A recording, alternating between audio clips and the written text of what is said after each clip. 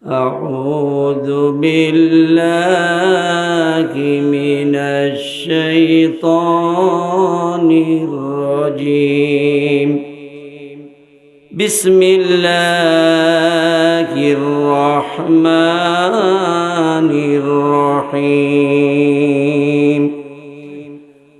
الحمد لله رب العالمين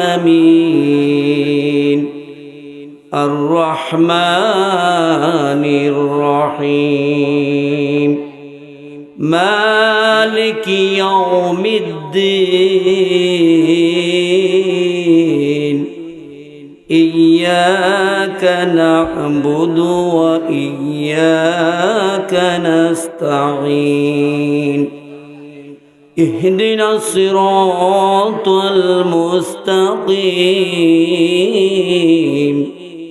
صراط الذين أنعمت عليهم غير المغضوب عليهم ولا الضالين آمين صدق الله العظيم وقال رسول الله صلى الله عليه وسلم الدنيا سجن المؤمن وجنة الكافر أو كما قال عليه الصلاة والسلام إن الله وملائكته يصلون على النبي يا أيها الذين آمنوا صلوا عليه وسلموا تسليما اللهم صل على জোরে সুরে মহব্বতে সবাই বলুন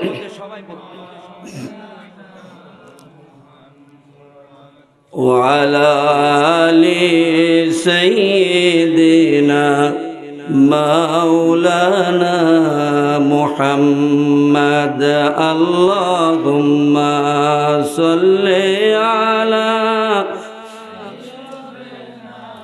مولانا محمد وعلى آل سيدنا مولانا দাও খুদা দাও আমায় আবার ওমর দারাজ দিল দাও খুদা দাও আমায় আবার ওমর দারাজ দিল দাও আলীর মতো বীর সেনানী জাগতে নিখিল দাও খুদা দাও আমায় আবার ওমর দারাজ দিল হামজাকে দাও ঘরে ঘরে জীবন দিতে অকাতরে আবার কাবা ভাঙতে এলে পাঠাও আবাবিল দাও খুদা দাও আমায় আবার ওমর দারাজ দিল সজ্জা ইমান দিয়ে পাঠাও শত সাহাবা তাদের দেখে বিশ্ব আবার বলো কুমার হাবা আবার পাঠাও আবু বকর ফিতনা ফাসাদ সুখ অনরটুট পাহাড় সম দাও সে মনের মিল দাও খুদা দাও আমায় আবার ওমর দারাজ দিল, দাও আলীর মতো বীর সেনানি জগতে নিখিল, দাও খুদা দাও আমায় আবার ওমর দারাজ দিল। মিফতাহুল জান্নাহ ইসলামিয়া মাদ্রাসা উদ্যোগে প্রথম বার্ষিক ওয়াজ মাহফিল ও ইসলামী সাংস্কৃতিক সন্ধ্যা শ্রদ্ধাভাজন সভাপতি জনাব এস এ মাতাহুজ্জামান বাবলু, চেয়ারম্যান 4 নং বারিশাব ইউনিয়ন পরিষদ। আসছে চেয়ারম্যান মহোদয়, আসবেন। আল্লাহ যেন ভাইজানকে কবুল করে সকলে বলে আমিন। প্রধান অতিথি জনাব শফিক রহমান শফিক, প্রোপাইটর ইমন এন্টারপ্রাইজ কাস্টমস হাউস ঢাকা। আল্লাহ যেন প্রধান অতিথিকে কবুল করে সকলে বলে আমিন। উদ্বোধক জনাব মোহাম্মদ আবু তাহের মুন্সি, আমার ডান পাশে বসা মনে হয়, হ্যাঁ, ইউপি সদস্য 5 নং ওয়ার্ড বারিশাব ইউনিয়ন পরিষদ। আল্লাহ যেন ভাইজানকে কবুল করে সকলে বলে আমিন। জনগণের যেন খেদমত করতে পারে, কাল কিয়ামতের মাঠে যেন হযরত ওমর রাদিয়াল্লাহু তাআলা আনহুর সাথে উনি হাতে হাত মিলে জান্নাতে যাইতে পারে। এ আশা করলে চলবে না, কাজও করতে হবে। কি বলেন? আল্লাহ যেন আমার ভাইকে ওই মাপের ওই অনুপাতের কাজ করার আল্লাহর পক্ষ থেকে তৌফিক দান করে সকলে বলে আমিন। প্রধান মেহমান আমার বাম পাশে মনে বসা, তিনি জনাব মোহাম্মদ আবুল বাশার এমডি, সম্রাট পরিবহন প্রাইভেট লিমিটেড। আল্লাহ যেন ভাইজানের ব্যবসায় বরকত দিয়ে দেয়, আমিন কইতেন না? আরে পরের ঘরে বাতি জ্বালাইলে নিজের ঘরে বাতি জ্বালাইব কে? জোরে বলেন না কেন? পরের ঘরের বাতি জ্বালালে নিজের ঘরের বাতি জ্বালাইব আল্লাহ। আপনি যদি কারোর সাথে মুস্কি হেসে কথা বলেন, আল্লাহ রাব্বুল আলামিন তামাম পৃথিবীতে হাজারো হাজারো মানুষ তৈরি করে রেখে দিয়েছেন আপনার সাথে মুস্কি হাসে কথা বলার জন্য। সুবহানাল্লাহ কইতেন না? না বাড়িতে গিয়ে বলবেন? কথাগুলি লক্ষ্য করুন প্রিয় ভাইরা। নবী মুহাম্মদ সাল্লাল্লাহু আলাইহি ওয়াসাল্লাম বলেছেন, লা ইয়ারহামুল্লাহ মান লা ইয়ারহামুন নাস, যে মানুষের সাথে সুন্দর আচরণ করে না, রহম করে না, দয়া করে না, ভালোবাসে না, আল্লাহ পাকও তাকে ভালোবাসে না। এজন্য আমরা মানুষ তো মানুষের সাথে চলবে। কি বলেন? মানুষ চলবে কার সাথে? মানুষের সাথে। আচরণটা হতে হবে সুন্দর, নম্র, ভদ্র, মাধুর্য। আপনি যদি কারো প্রশংসা করতে না পারেন তাহলে কিন্তু বদনাম। কথা বলেন না? বদনাম কইবেন নাকি? তাহলে বদনাম বলবেন না। যদি কোনো ব্যক্তির প্রশংসা আপনার করতে ভালো লাগে না তাহলে বদনাম করার অধিকার আল্লাহ পাক আপনাকে দেয় না। যদি কারো সহযোগিতা সাহায্য করতে আপনি না পারেন তাহলে তার ক্ষতি করবেন না। এডল ইসলাম হলো শান্তির ধর্ম, নিবিড় ধর্ম। ইসলাম আছে, ইসলাম থাকবে, ইসলাম অনিবার্য। আল্লাহ পাক ইসলামের পতাকাকে এমনি উড্ডীন করে উঠায় দিবেন। সুবহানাল্লাহ বলেন। আজকে তো আমরা নিতর হয়ে গেছি। নিতর কি বুঝেননি? কি জানি কি হয়, কি জানি কি হয়, কোনো নামাজ রোজা কোনো বেশি কিছু কইতা। আরে কি বলে? এই মুসলিম হলে মরতে মুজাহিদ। হযরত ওমর রাদিয়াল্লাহু তাআলা আনহুকে দেখলে যে রাস্তা দিয়ে যাইতো সেই রাস্তা দিয়ে শয়তান পর্যন্ত হাঁটতো না, ঠিক কি না? তাহলে আমরা নির্জীব হয়ে থাকবো কেন? ইসলাম হলো সবার সেরা ধর্ম, আমরাও সবার সেরা মানুষ। আল্লাহ পাক যেন কবুল করে সকলে বলে আমিন। পৃষ্ঠপোষকতায় জনাব মোহাম্মদ শফিকুল ইসলাম বন্দকশী, সহকারী প্রধান শিক্ষক কীর্তনিয়া ইসব আলী ভূঁইয়া উচ্চ বিদ্যালয়। ভাইজান আসছে? আসে নাই, আসবে। আল্লাহ যেন ভাইকে কবুল করে।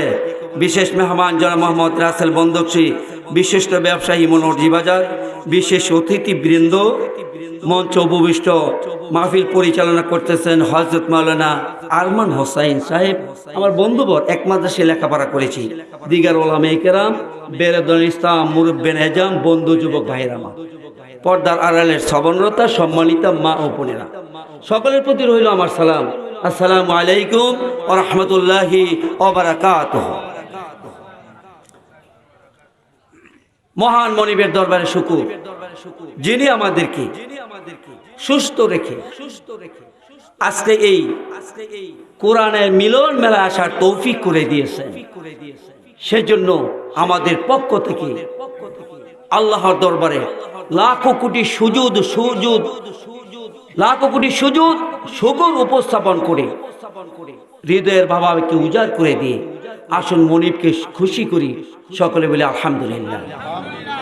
দরুদ সালাম আকা ইনামদার দু জাহানের বাদশাহ রাহমাতাল লিল আলামিন খাতামান নবীন, নবীদের নবী, উম্মতের কান্ডারি হযরত মুহাম্মদ মুস্তাফা সাল্লাল্লাহু আলাইহি সাল্লাম, ওই সমস্ত মানুষের রূহের মাগফিরাত কামনা করছি যারা এই আল্লাহর জমিনে আল্লাহর দ্বীন কায়েম করার জন্য আন্দোলন করে গেছে। যারা চলে গেছেন আল্লাহ পাক যেন তাদেরকে জান্নাতের উচ্চ আসন আসীন করে দেয়, আর যারা জীবিত আছে তাদেরকে আল্লাহ পাক যেন নেক হায়াত দারাজ করে। আমাদের নেতা হলেন মুহাম্মদ সাল্লাল্লাহু আলাইহি ওয়াসাল্লাম। কি বলেন আপনারা? সন্দেহ আছে? সন্দেহ আছে? যদি সন্দেহ থাকে ঈমান থাকবে? ঈমান থাকবে না। কারণ এ তামাম এই ভূখণ্ডের মালিক হলেন আমার আল্লাহ। কে মালিক? আসমানের মালিক কে? জমিনের মালিক কে? আপনার আমার মালিক কে? সব কিছুর মালিক আল্লাহ। আল্লাহ পাক বলতেছেন, এখন যদি আমাকে তোমরা এই নিয়ামত পাওয়ার পরে আমাকে যদি তোমরা ভালোবাসতে চাও, একটা কাজ করবা। কি? হুট করে আমাকে ভালোবাসতে চলবে না, পরীক্ষা নিরীক্ষা আছে কিনা। কি? কেমন ভাবে আমাকে ভালোবাসলে পাইবা? শোনো, আমি তোমাদেরকে মেসেজ দিয়ে দিলাম কিভাবে আমার কাছে আসতে হবে। বিসমিল্লাহির রহমানির রহিম।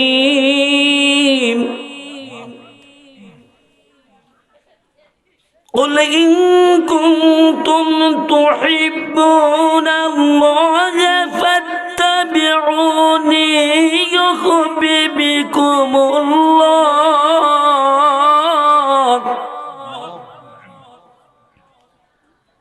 فاتبعوني يحببكم الله ويغفر لكم ذنوبكم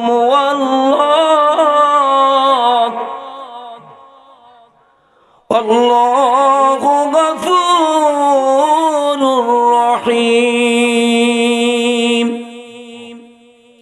আল্লাহ পাক বলতেছেন, আমাকে যদি ভালোবাসতে চাও রাসূলকে এতাত করো, রাসূলকে মানো, রাসূলকে অনুসরণ করো। সুবহানাল্লাহ বলেন।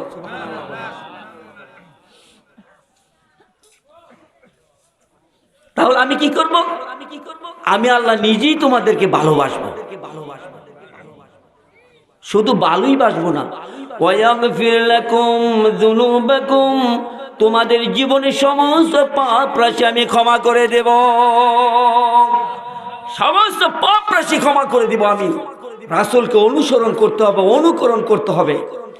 রাসূল যেভাবে তিনি রাষ্ট্র চালিয়েছেন এইভাবে রাষ্ট্র চালাইতে হবে। কি করেন আপনারা? এটাতে দ্বিমত, হুজুর এইটা বাদ দেন। রাসূল যেভাবে খানা পিনা খাওয়ার পর মিষ্টি খাইছে এই ওয়াজ করেন, রাসূল যেভাবে খানা পিনা খাওয়ার পর একটু শুইছে এই ওয়াজ করেন, যাবি রাসূল যেভাবে দাড়ি মুছ রাখছে এই ওয়াজ করেন। পাই টু পাই মানতে হবে রাসূলকে।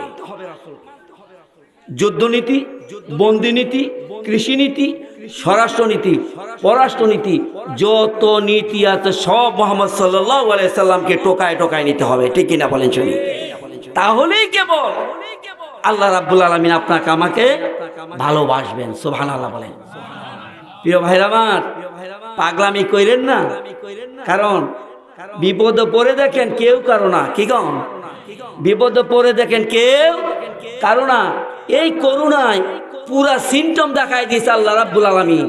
মানুষ কার জন্য কি করো? একটা নেতার কথায় তুমি ভাঙচুর করো, একটা মানুষের ফোনে অপর ব্যক্তির গায়ে থাপ্পড় বসিয়ে দাও। করুণায় তুমি আক্রান্ত, কাতরাচ্ছ, তোমার নেতার ফোন বন্ধ। দেখতে গেছে স্বামী তো স্ত্রীকে দেখতে যায় না, স্ত্রী স্বামীকে দেখতে যায় না। সন্তানেরা যখন শুনেছে বাবা মৃত্যুবরণ করছে ঢাকা, সন্তানেরা গিয়েছিল, পরিচয় দেয় নাই। কারণ করোনায় মরছে আমার বাবা, মরছে, আমাদের কিছু আসে যায় না, কেউ কারো না। বাবা, দুনিয়া ক্ষণস্থায়ী, অল্প দিন, পরকালের পাথর সঞ্চয় করুন। হাতে পায়ে ধরে বলে গেলাম, পরকালের পাথর সঞ্চয় করুন বাবা। কারণ আপনি আমি তো এই পৃথিবীর জমিনে চিরদিন থাকার জন্য আসি নাই। আমার দাদা চলে গেল, এরপরে পরদাদা চলে গেল, এর আগে যে ছিল চলে গেল, নাম জানি কারো? কি বলেন? একজন লোককে যদি জিজ্ঞাসা করে আপনার নাম কি, বলতে পারবো। আপনার বাবার নাম কি, বলতে পারবো। আপনার দাদার নাম কি, বলতে পারবো। এরপরের জন্য নাম কি কইব, আমি তো জানি না। এরপরের জন্য নাম কি জানি? কেউ জানি না। প্রিয় বাবাজিরা আমার, তাহলে বোঝা গেল আমার দাদা পর্যন্ত রে বাবা আপনি আমি জানি। আমার দাদার, আপনার দাদার পূর্বের মানুষগুলো দলিল থেকে, পর্চা থেকে যেমন ভাবে নামগুলো জড়ে গেল, আপনার আমার নামটাও কি এমন ভাবে জড়বে কিনা বলেন? পৃথিবীর জমিন থেকে এমন একদিন আসবে রে বন্ধু, কোন মানুষ আপনার আমার নাম নিবে না। এই জন্য পরকালের পাথর সঞ্চয় করুন। যেই পরকাল আপনার আমার জন্য অত্যন্ত সুন্দরও হবে, অত্যন্ত খারাপ হবে, এটা আপনার আমার আমলের উপরে নির্ভর করবে। মুহাম্মদ সাল্লাল্লাহু আলাইহি সাল্লাম বললেন, আল কবরু রাউদাতুম মিন রিয়াদিল জান্নাহ আও হুফরাতিম মিন হুফারিল নিরান। কবর কারো জন্য হবে জান্নাতের বাগান, কবর কারো জন্য হবে জাহান্নামের কারাগার। আপনাকে সিদ্ধান্ত নিতে হবে বাবা, আপনি যেই কবরে শুইবেন ওই কবরটা কি জান্নাতের বাগান বানাতে চান না জাহান্নামের কারাগার বানাতে চান?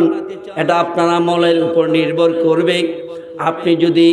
আপনি যেমন আমল করুন, ঠিক পুঙ্খানুপুঙ্খানু প্রত্যেকটা আমলের বদলা আল্লাহ রাব্বুল আলামিন দিয়ে দিবেন। আল্লাহ রাব্বুল আলামিন বললেন, হাল জাযাউল হাসানা, প্রত্যেকটা ভালো কাজে এমনভাবে প্রতিদান দেওয়া হবে এবং প্রত্যেকটা মন্দ কাজের প্রতিদান দেওয়া হবে। যে যে ব্যক্তি যেমন কাজ করবে প্রত্যেকটা মানুষকে ঠিক এমনইভাবে তাকে প্রতিদান দেওয়া হবে। ঠিক কিনা বলেন শুনি? এই জন্য পাগলামি চলবে না। আপনার জীবনটাকে জিজ্ঞেস করুন। এই যে হায়াত আল্লাহ রাব্বুল আলামিন দিলেন, 50, 60, 70 বছর চলে গেল, কতটুকু আমল করেছি আমরা? হিসাব করেন। হযরত ওমর রাদিয়াল্লাহু তাআলা আনহু বললেন, আল্লাহর সামনে জীবনের হিসাব দেওয়ার আগে তোমার হিসাবটা তুমি নিজে করে নাও। সুবহানাল্লাহ বলেন। কেমন সুন্দর কথা, কেমন সুন্দর কথা। আল্লাহর আদালতে দাঁড়ায় জীবনের হিসাব দেওয়ার আগে তোমার জীবন হিসাবটা তুমি নিজেই করে নাও।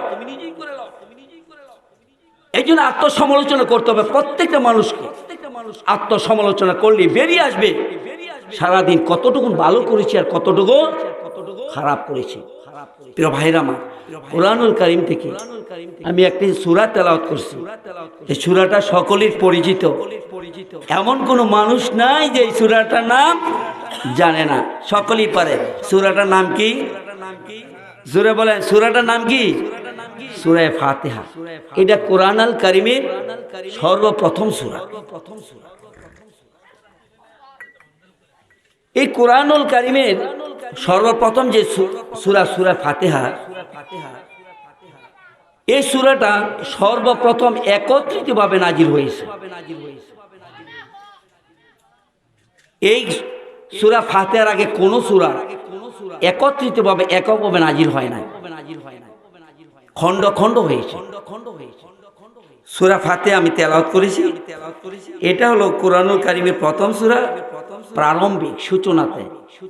এই সূরাটার নাম অনেকগুলা রয়েছে, কম বেশ প্রায় 40টা। আমি দু একটা নাম বলবো, সময় কম। সূরা ফাতিহা, ফাতিহা শব্দ অর্থ ভূমিকা। এই সূরাটা দিয়ে আল্লাহ পাক ভূমিকা করলেন। এই সূরাটার নাম হলো উম্মুল কোরআন, কোরআনের মা। সূরাতুশ শিফা। যখন মানুষ হুজুরের কাছে আসে এক গ্লাস পানি নিয়ে, হুজুর আমাকে এক গ্লাস পানি নিয়ে আসলাম, একটু ফু দিয়ে দেন, আসে না? এই সূরা ফাতিহা তেলাওয়াত করে তারপর হুজুরে ফুক দিয়ে দেয়। আপনারা নিজেরাই কাজ করবেন, সত্যের পথে থাকবেন, নামাজ পড়বেন, আপনাদের ফু কাজ হবে না। কি হয়েছে আজকাল কয় হুজুর ফুয়ে কাম হয় না, আগে হুজুররা গ্লাসে ফু দিলে গ্লাস ভাঙে দিত, মানে হুজুর ফুয়ে কাম হয় না। আরে হুজুর ফুয়ে কাম হয় না, কি হয়েছে? হুজুর কত দোষ, অথচ এক ওয়াক্ত নামাজ পড়ে না, সোদে ঘুষে একদম সে চলে। মানুষ বর্তমান জামানায় সুদটাকে কোনো ফ্যাক্টরি মনে করে না। কি কম সুদ এই জিনিসটাকে কোনো ব্যাপারই মনে করে না মানুষ। গড়ে গড়ে শান্তি কি করে আসতো বলেন শুনি?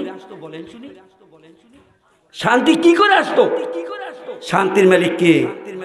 জোরে বলেন। আল্লাহ যদি গাছের ডালের পাখিকে খাওয়ায়, পানির নিচের মাছকে খাওয়ায়, জঙ্গলে হিংস্র প্রাণীকে খাওয়ায়, আপনি আমি সবার সেরা মাখলুক আল্লাহকে আমাদেরকে খাওয়াবে না? তাহলে সোদে যাব কেন? সোদ যে আল্লাহ পাক নিষেধ করে দিয়েছে, কেন যাওয়া হবে?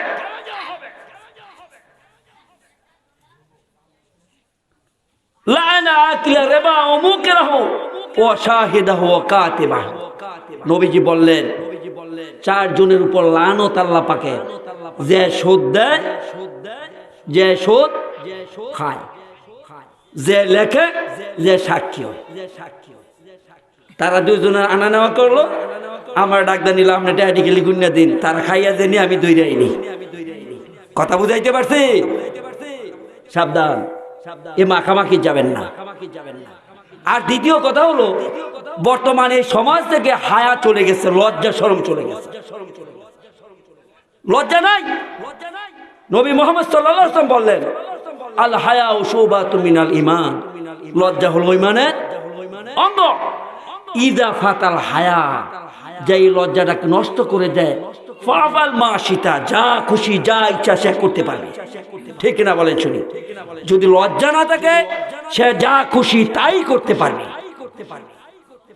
দ্বিতীয় হলো, সমাজ থেকে মান্য গুণ উঠে গেছে।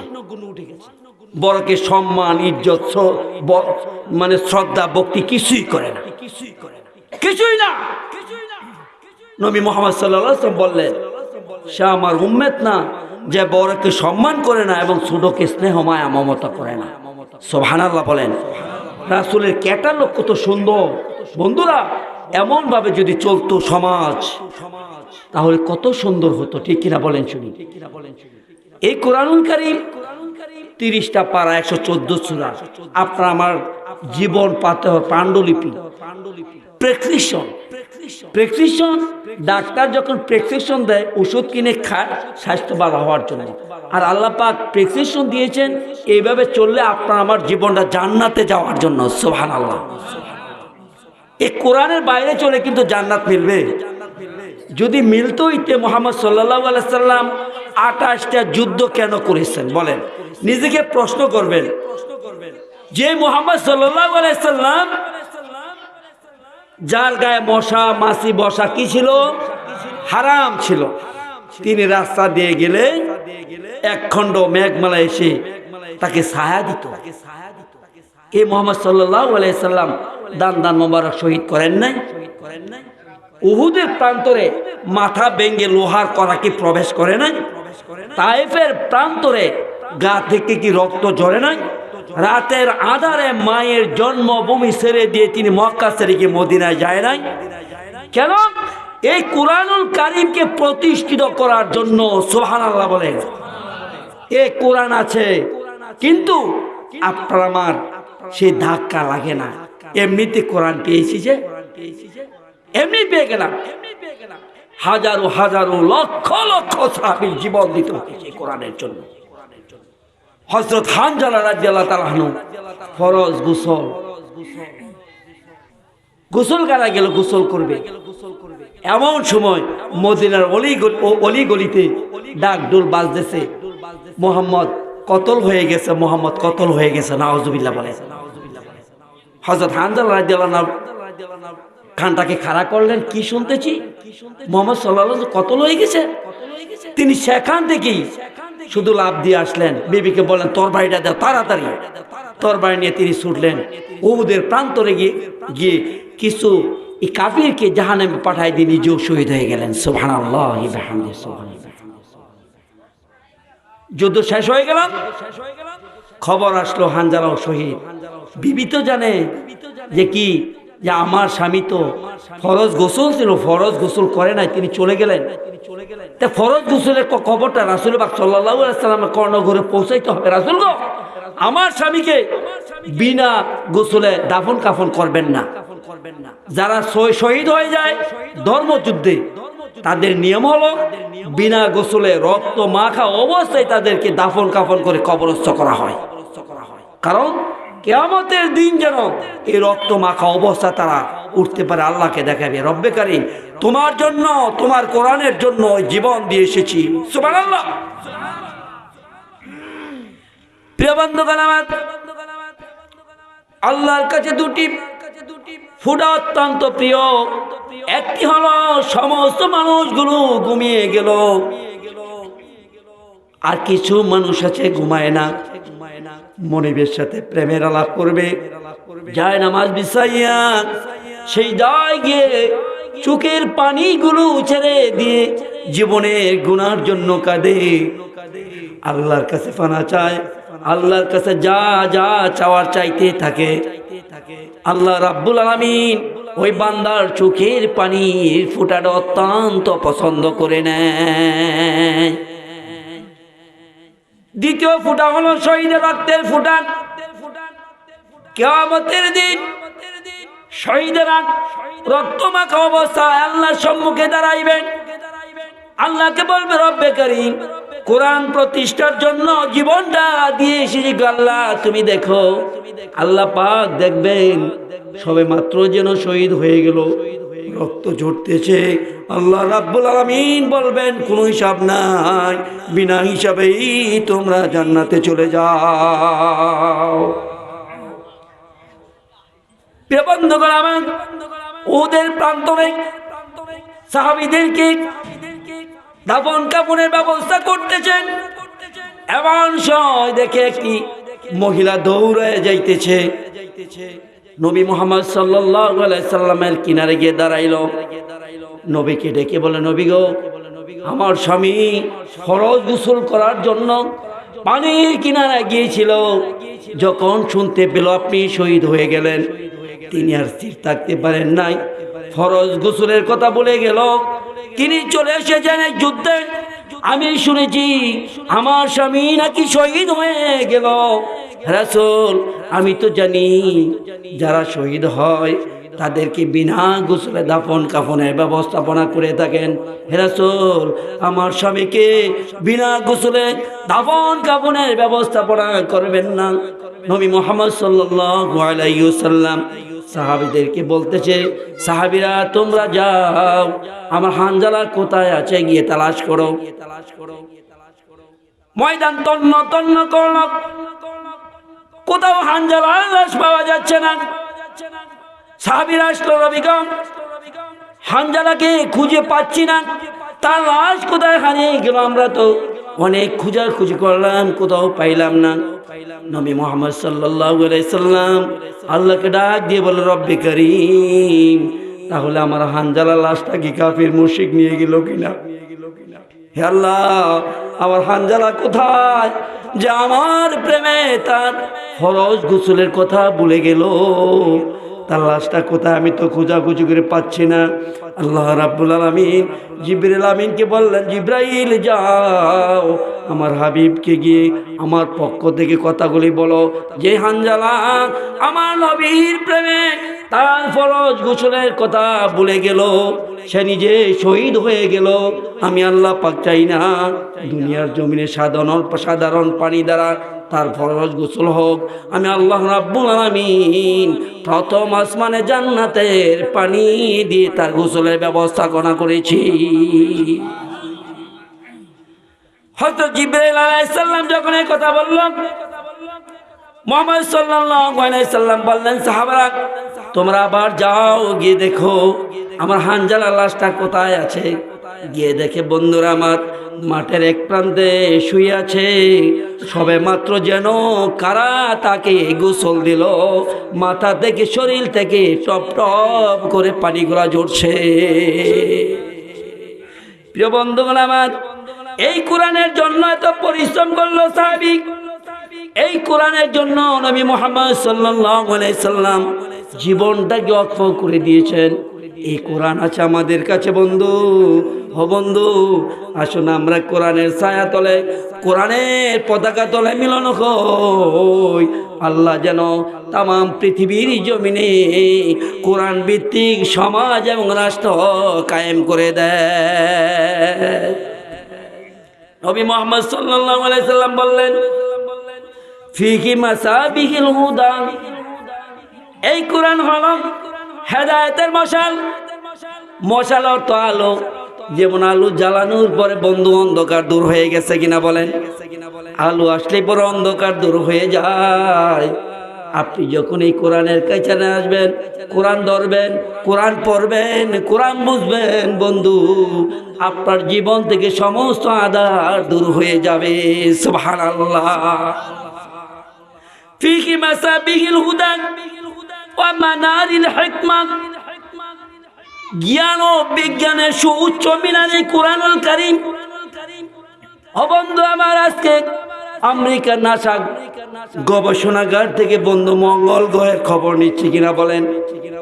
মঙ্গল গ্রহের খবর নিচ্ছে, চাঁদের দেশের খবর নিল, কম্পিউটার মনিটরিং করে বন্ধুরে ওই মঙ্গল গ্রহের খবর পর্যন্ত নিতে পারছে তারা। এই কোরআন গবেষণা করে করে তারা আজকে অনেক উপরে গেল। বিজ্ঞান যতই উন্নত হচ্ছে বন্ধু, কোরআনের মর্যাদা আল্লাহ রাব্বুল আলামিন আরো বাড়িয়ে দিতেছেন। সুবহানাল্লাহ।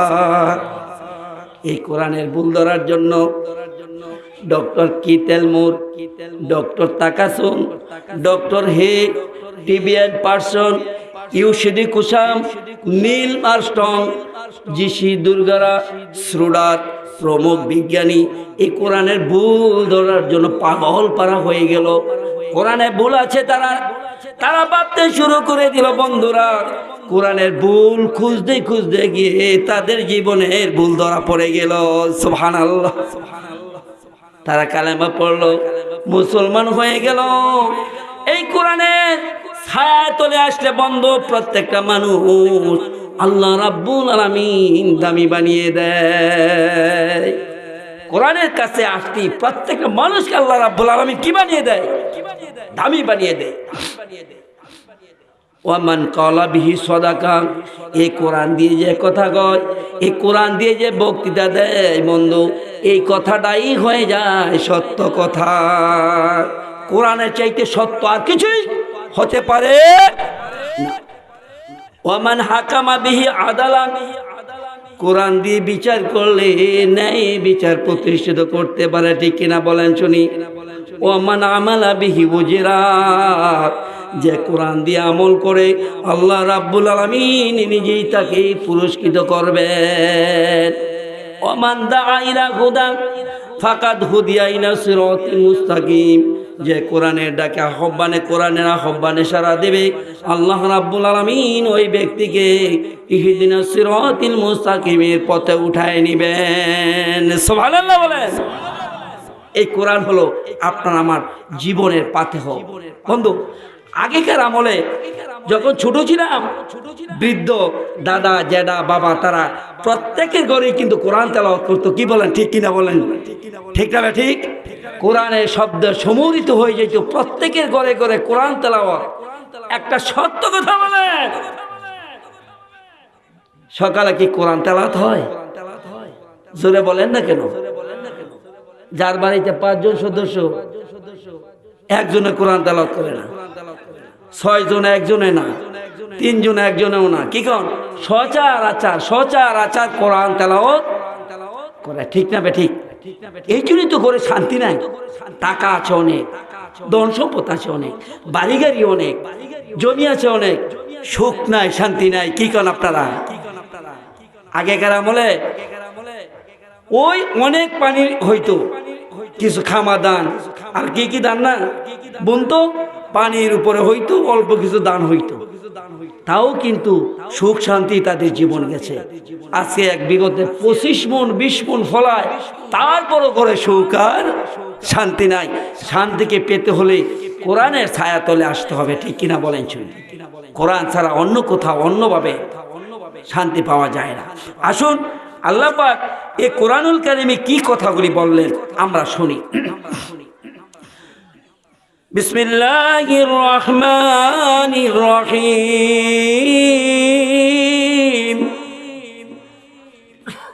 আলহামদুলিল্লাহি রাব্বিল আলামিন।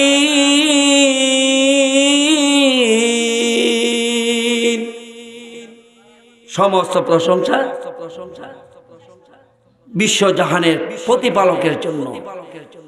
একটি আয়াত শুনেন, সমস্ত প্রশংসা আমার আপনার জীবনের যত প্রশংসা সব বিশ্বজাহানের মালিক আল্লাহর জন্য, ঠিক কিনা বলেন? প্রথম কথাই শুরু করলো আল্লাহ রাব্বুল আলামিন। প্রশংসা কেন করতে হবে আল্লাহ? এটা আপনার মনে যে প্রশ্ন থাকে জাগতেই পারে, কেন আল্লাহর সব প্রশংসা করতে হবে? আমার প্রশ্ন আপনার কাছে, আপনাকে বানাইলো কে? জোরে বলেন। তাহলে আপনার প্রশ্ন থাকবে কেন আবার? থাকবে কেন আবার? আজকে আপনি কথা বলতে পারেন, হাঁটতে পারেন, চলতে পারেন, দেখতে পারেন, শুনতে পারেন, জ্ঞান গরিমা বুদ্ধিমত্তা দিয়ে আপনি সব কিছু করতে পারেন। এগুলো আপনাকে দিল কে? অতএব সমস্ত প্রশংসার মালিকও তিনি। সুবহানাল্লাহ বলেন। যদি আপনার বডি ঠিক আছে, উচ্চতায়, সৌন্দর্যে, সবকিছু ঠিক, যদি আল্লাহ পাক শুধু বোবা বানাইতো, শুধু বোবা, কথা বলতে পারে না, বাক শক্তি বন্ধ করে দিয়েছে, তাহলে আজকে যে বাবি সাবরা পাইছেন এরা পাইতেন?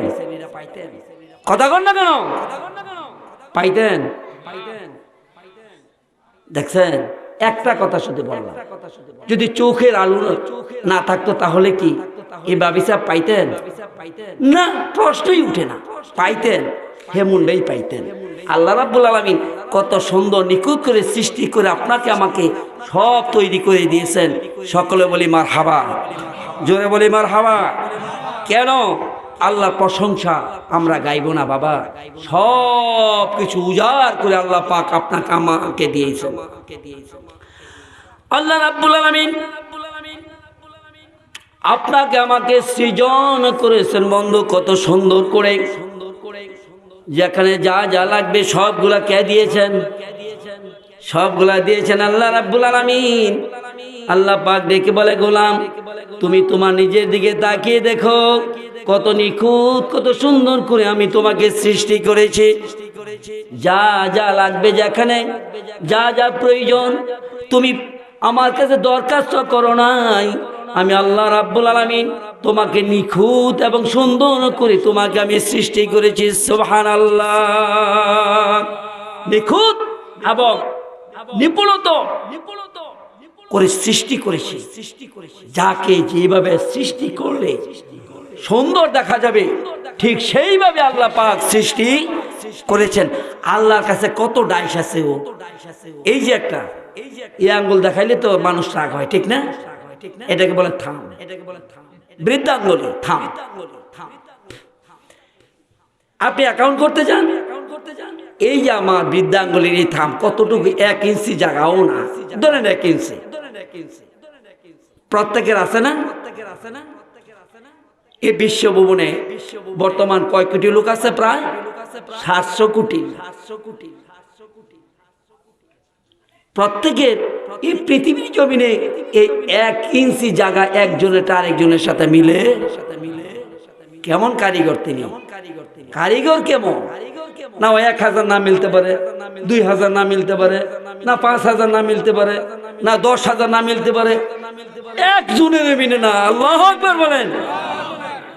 মিলে না। তিনি হলেন আল্লাহ, প্রশংসার মালিক। প্রশংসা সবই কেবলই তোমারই রব্বুল আলামিন। দয়ালু মেঘের বান করুণায় পুরাণ, দয়ালু মেঘের বান করুণায় পুরাণ। আর কেহ নেই তুমি মালিক শেষ বিচারের দিন, শেষ বিচারের দিন।